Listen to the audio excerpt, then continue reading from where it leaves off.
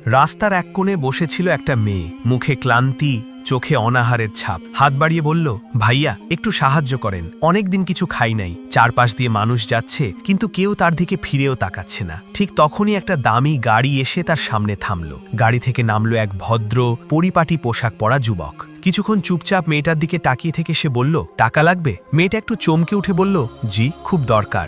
যুবক হালকা হেসে বলল, টাকা তো পাবা, কিন্তু তার আগে তোমাকে একটা কাজ করতে হবে। মেয়েটা দ্বিধায় পড়ে গেল। কি কাজ? যুবক শান্ত গলায় বলল, এখনই আমার সাথে আমার বাড়ি যেতে হবে। মেয়েটা সঙ্গে সঙ্গে পিছিয়ে গেল। না স্যার, আমি ওই ধরনের মেয়ে না, আপনি ভুল বুঝছেন। যুবক একটু গম্ভীর হয়ে বলল, ভুল বুঝছি কিনা সেটা তুমি ঠিক করো। তুমি চাইলে এখানেই বসে থাকতে পারো আর কষ্ট পেতে পারো, অথবা আমার সাথে চলো, তোমার জীবনটাই বদলে যেতে পারে। মেয়েটা চুপ করে গেল। ক্ষুধা আর অসহায়ত্ব তাকে ভাবতে বাধ্য করল। ধীরে ধীরে সে জিজ্ঞেস করল, আমি গেলে আমি কি পাবো? যুবক এবার গম্ভীর স্বরে বলল, আমি তোমাকে এমন জীবন দেব যা তুমি কখনো কল্পনাও করনি। তোমার ভবিষ্যৎ নিরাপদ করে দেব। বলো, রাজি? কিছুক্ষণ নীরব থাকার পর মেয়েটা মাথা নিচু করে বলল, ঠিক আছে, আমি যাব। যুবক বলল, চলো তাহলে। গাড়ি শহরের ব্যস্ত রাস্তা পেরিয়ে এক অভিজাত এলাকায় ঢুকে গেল। চারপাশে বড় বড় বাড়ি, ঝকঝকে আলো। মেয়েটা অবাক হয়ে বলল, আমরা কোথায় আসছি? যুবক বলল, এই শহরের সবচেয়ে অভিজাত এলাকায়, আর এইটাই আমার বাড়ি। বড় একটা গেট খুলে গাড়িটা ভিতরে ঢুকলো। মেয়েটা অবাক হয়ে চারদিকে তাকিয়ে বলল, এত বড় বাড়ি? আমি তো জীবনে এমন বাড়ি কাছ থেকে দেখি নাই। যুবক হেসে বলল, আজ থেকে কিছুদিনের জন্য এটা তোমারও বাড়ি। ভিতরে ঢুকতেই এক গৃহকর্মী এগিয়ে এলো। যুবক বলল, ওকে ভালোভাবে প্রস্তুত করে দাও আর থাকার জন্য একটা রুম দেখিয়ে দাও। গৃহকর্মী একটু অবাক হয়ে মেয়েটার দিকে তাকালো, তারপর বলল, আসেন ম্যাডাম, আমার সাথে আসেন। মেয়েটা ধীরে ধীরে ভিতরে ঢুকতে ঢুকতে নিজের মনে বলল, এটা কি সত্যি? আমার জীবন কি সত্যিই বদলাতে চলেছে? কিছুক্ষণ পর সে গোসল করে নতুন কাপড় পরে বাইরে বেরোলো। তাকে দেখে গৃহকর্মী অবাক হয়ে বলল, আপনাকে তো একদম চিনাই যাচ্ছে না, একদম অন্য মানুষ লাগছে।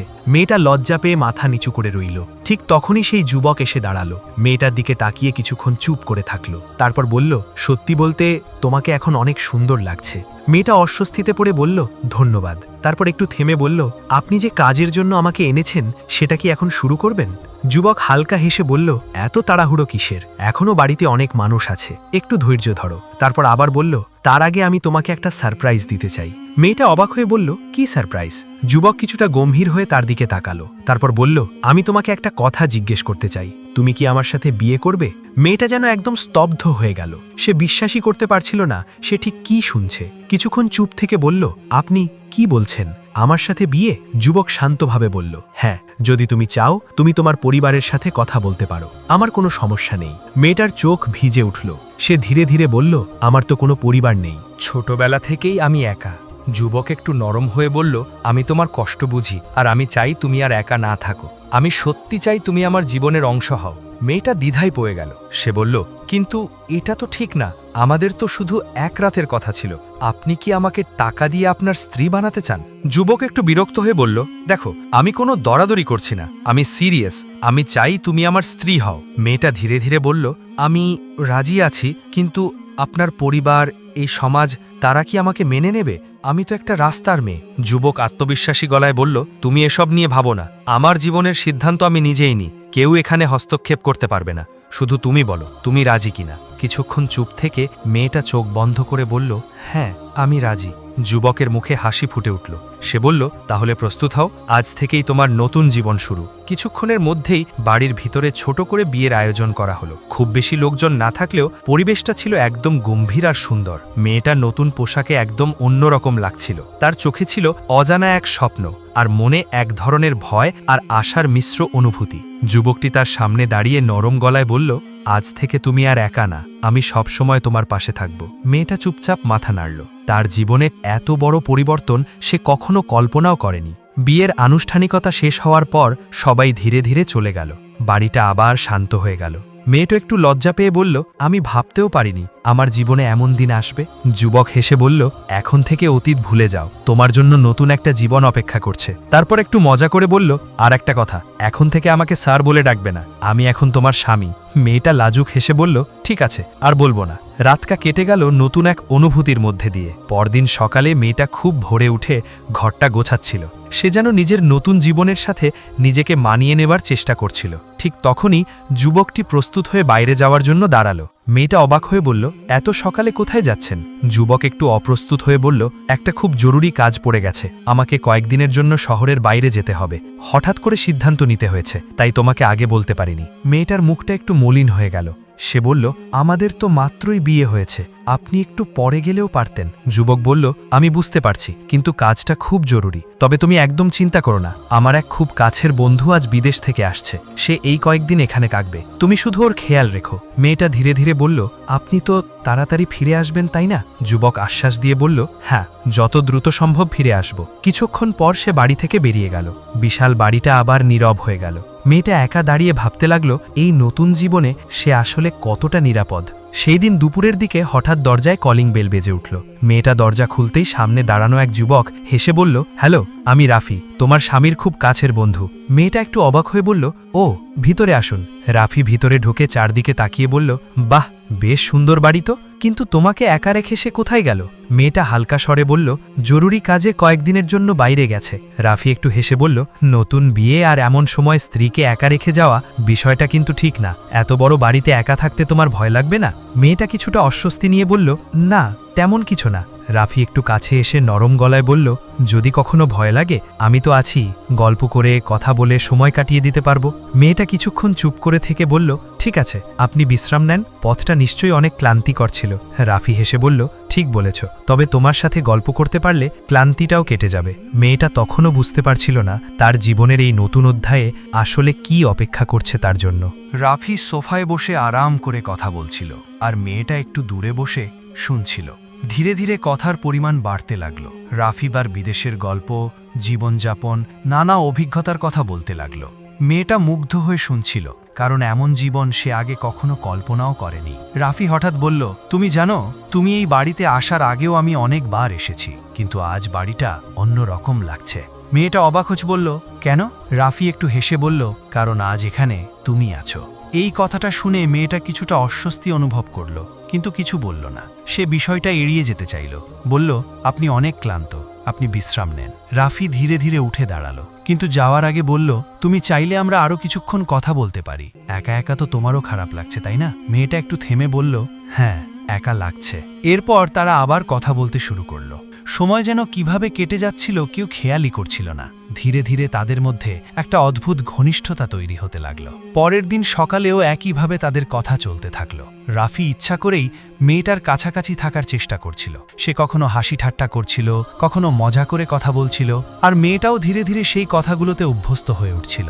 একসময় রাফি বলল, তুমি জানো, তোমার মতো কাউকে আমি আগে কখনো দেখি নাই, তোমার মধ্যে একটা আলাদা আকর্ষণ আছে। মেয়েটা একটু লজ্জা পেয়ে বলল, এগুলো বলার কিছু না। রাফি এবার একটু সিরিয়াস হয়ে বলল, না, আমি সত্যি বলছি, আর তুমি যদি চাও আমি তোমাকে এমন একটা জীবন দেখাতে পারি যা তুমি এখনো দেখোনি। মেয়েটা চুপ করে গেল। তার মনে তখন দ্বন্দ্ব শুরু হয়েছে।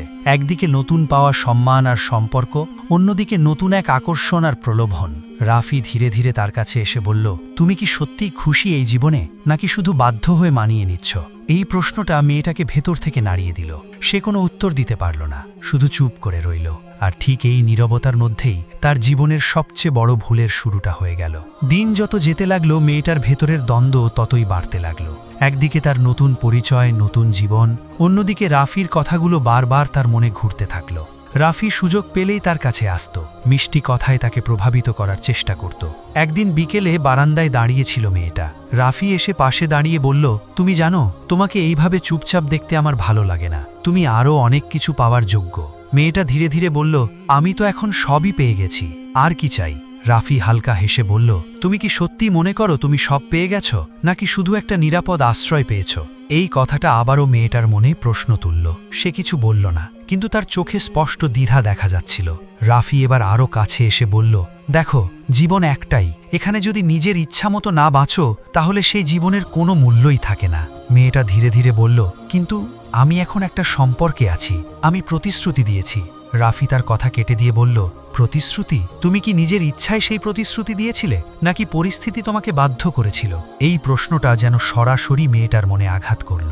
সে কিছু বলতে গিয়ে থেমে গেল, কারণ সে নিজেও জানত তার সিদ্ধান্তটা পুরোপুরি নিজের ছিল না। রাফি সুযোগটা কাজে লাগালো। সে বলল, আমি তোমাকে দোষ দিচ্ছি না, কিন্তু তুমি নিজের সত্যিটা নিজেই জানো। কিছুক্ষণ নীরবতা চলল। তারপর ধীরে ধীরে মেয়েটা বলল, আমি জানি না আমি কি করব। রাফি নরম গলায় বলল, কিছু করার দরকার নেই, শুধু নিজের মনটা শোনো। সেই রাতেই তাদের মধ্যে দূরত্বটা অনেকটা কমে গেল। মেয়েটা নিজের ভেতরে দ্বিধার কাছে হেরে যেতে শুরু করল। সে ভুলে যেতে লাগলো তার বর্তমান সম্পর্ক, তার প্রতি রাখা বিশ্বাস। আর ঠিক তখনই তার অজান্তেই তার জীবনের সবচেয়ে বড় ভুলটা সম্পূর্ণ হয়ে গেল। কিন্তু সে জানত না এই ভুলের ফল কতটা ভয়ঙ্কর হতে যাচ্ছে।